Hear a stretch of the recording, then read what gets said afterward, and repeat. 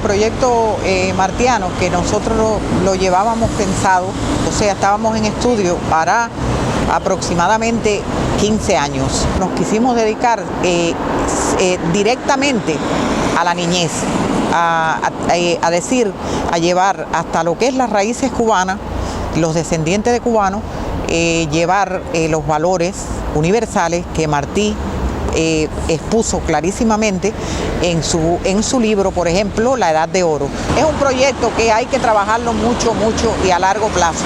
No es una cosa que nosotros digamos, saltamos de aquí para allá. Tenemos que organizar talleres, que es nuestro próximo paso, donde se empiece a estudiar por los niños lo más simple, que digamos son los cuentos de José Martí, o los versos sencillos de José Martí.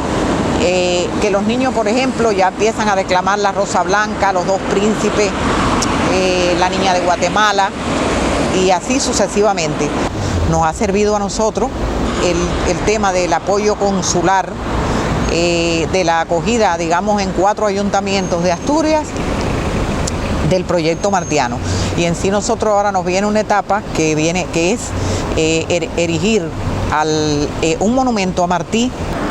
Queremos hacerlo en Mieres, en cualquier parte de España, para que todos los latinos estemos unidos y conozcan realmente quién es José Martí, y así poder llegar a ser este bulto martiano, para que todos podamos rendirle un gran homenaje a este gran hombre que es José Martí. Yo creo que Martí, el más universal de los cubanos, tiene un mérito extraordinario, no solo para Cuba, sino para el mundo, en su búsqueda de la unidad alrededor de un proyecto de independencia real.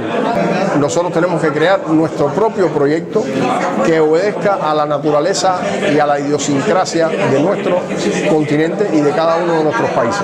Podemos tomar experiencias de uno, de otro, pero tenemos que partir de nuestras realidades y de lo que necesitan nuestros países. Y la otra cuestión es la unidad de nuestros pueblos alrededor de un proyecto de integración en que ningún país latinoamericano aislado puede lograr sus propósitos por sí mismo. Nosotros necesitamos de la integración entre nuestros países, de la unidad de nuestros países, aún en la diversidad de cada uno de ellos. Lo que ocurre en Martí, que Martí era un hombre universal, un referente extraordinario para la unión de los inmigrantes aquí, para que nosotros centremos y sepamos lo que realmente queremos.